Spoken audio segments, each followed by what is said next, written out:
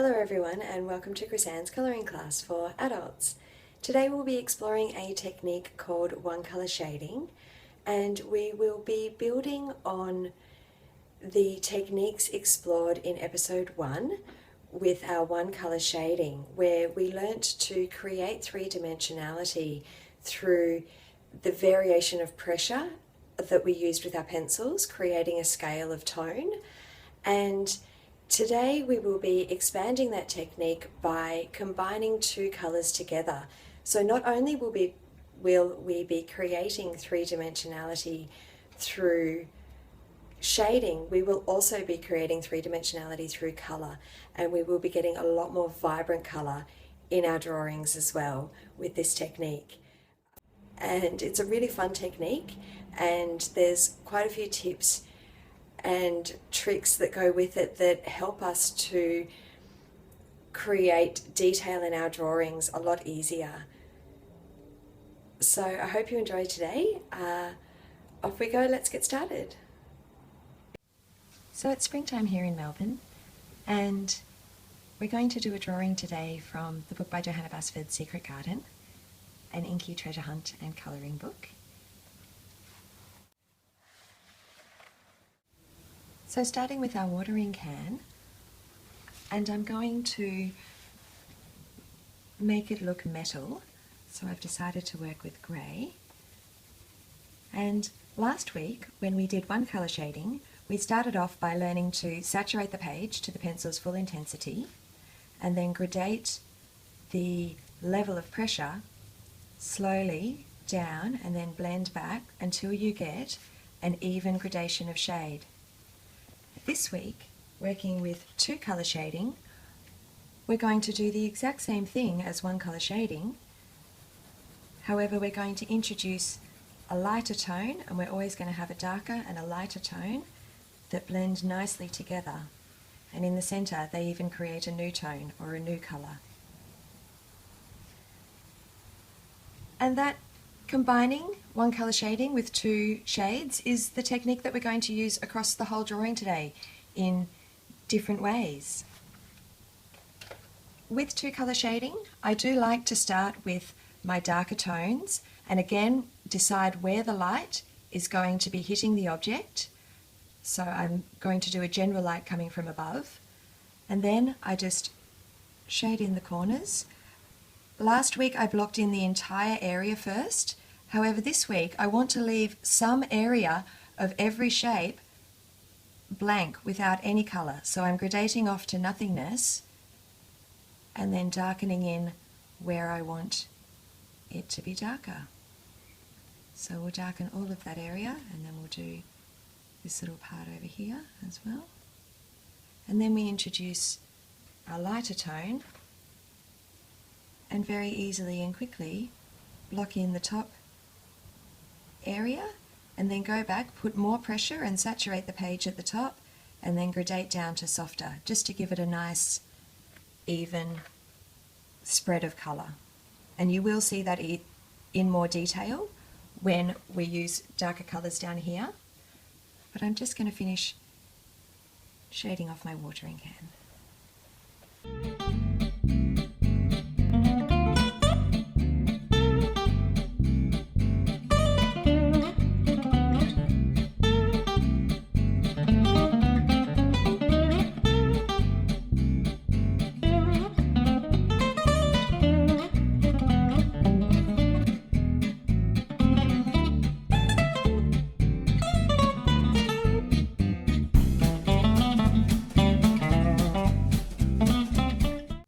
And so with my watering can done, I've also gone ahead and I've coloured in some dark green with some lighter blue.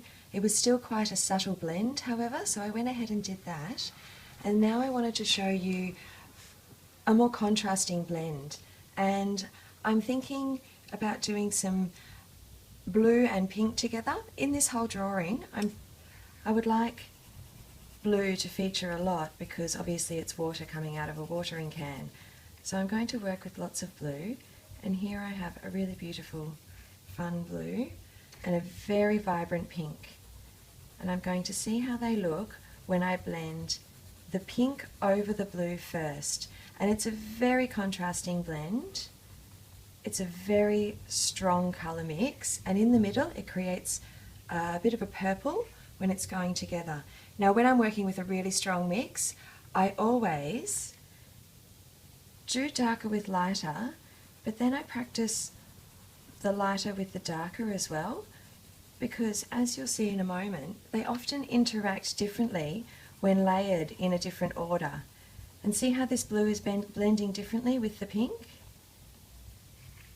And it actually blends in a more subtle way. I'm just going to do that again. Oh, sorry. I'm just going to do that again with more pink and less blue.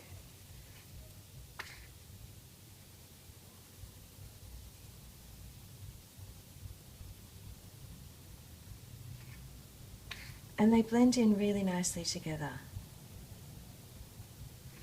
And so this method here is the one that I'm going to work with. The first one that I did, blending the blue first, doesn't create as nice a blend as this one here. So I'm going to go pink first, and let's do a really beautiful, vibrant pink and blue flower here. And I always do one petal, doesn't matter which one, with both colours in their entirety before I go around and fill in the rest of the petals, because I want to see what sort of colour balance I get. And now already I can see that I've done too much blue and I'm not happy with it. And a lot of people don't realise this, but if you have a good rubber that you've cleaned before you use, you can actually rub out majority of the colour. And now I can go back and do more pink and saturate the page more at the top and just have a little bit of blue coming out from the bottom, and that looks much better. And now that I'm happy with that blend, I can go and do all of the other petals with more confidence.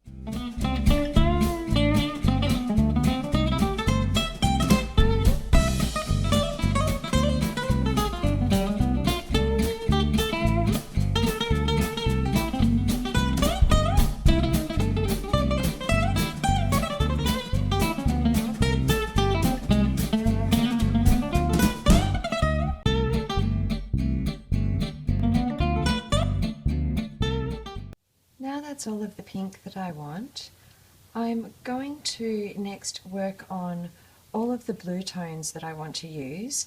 I will come back and add a little bit of colour later in some of the flowers around the edges and through here, but I do want majority of the flow of the colours in the drawing to resonate with blue tones, and I do want the flexibility of them being darker and lighter in different areas and in the different shapes.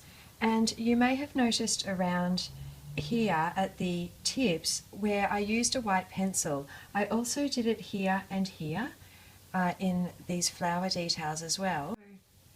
The technique with the white is you always put it on first, you always block in, and I'll do this larger area here, block in the centre of a line area with the white, and then when you go over, I want it coming from blue down to here, it just naturally becomes lighter in the centre. So in the last video I spoke about how to make a round shape look more round, and now that I've blocked the white into the centre, it's doing the same thing that it did on the foot last video, and it's created a lightness in the centre.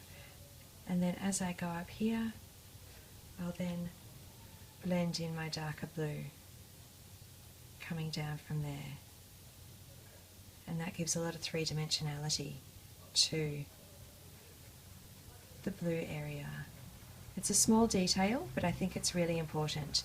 And I'm going to go through and I'm going to block in a lot of blue in all of the flowing areas, and then I'm going to finish off by putting some pops of colour into the flowers and the dragonflies, and then I'll come back and teach you a very sneaky technique, a little bit risky as well, where we're going to shade over all of the colours that we've already created and put in a blue kind of splashing background. But we'll get to that soon. For now, I'm going to go back and block in all of the blue.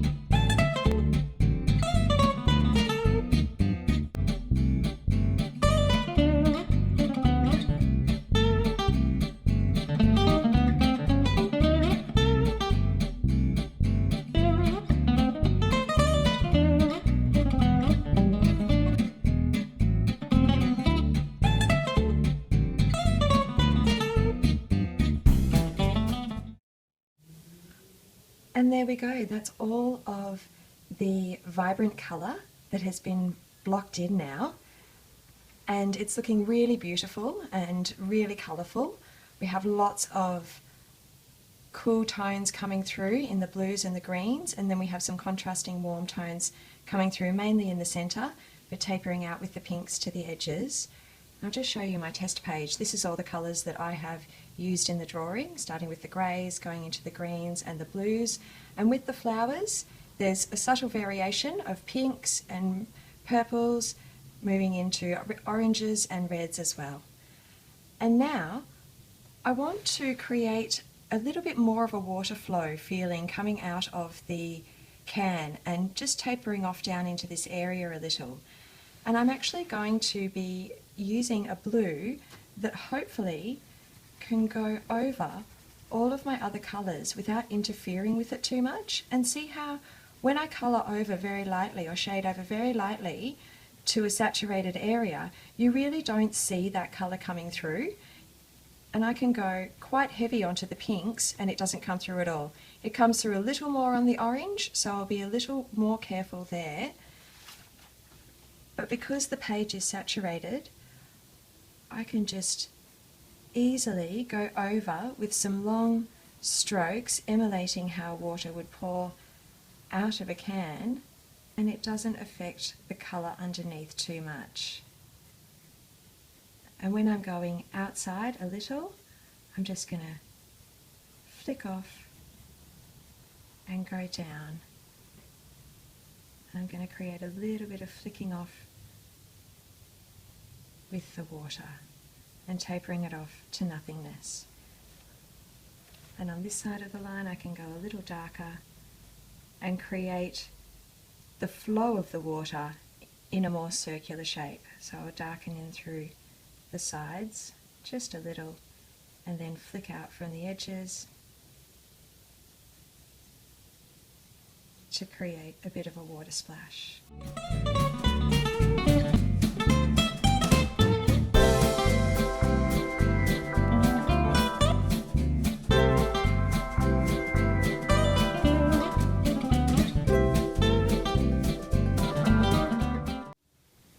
And there we go, that's the drawing complete.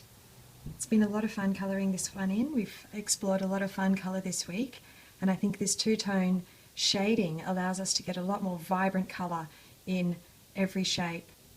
It also is another step towards next week's technique, where we start doing lots more textures and more advanced techniques in our colouring in and our shading.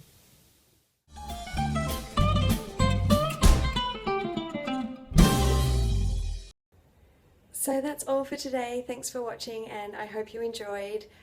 Please help me to share this video around. There's all types of links attached down the bottom, And will be also a link to a little 5-minute video about purchasing pencils, because I've had a lot of questions in the last couple of weeks about different types of pencils and what to buy. So check that out as well, and have fun colouring. I'll see you soon. Bye.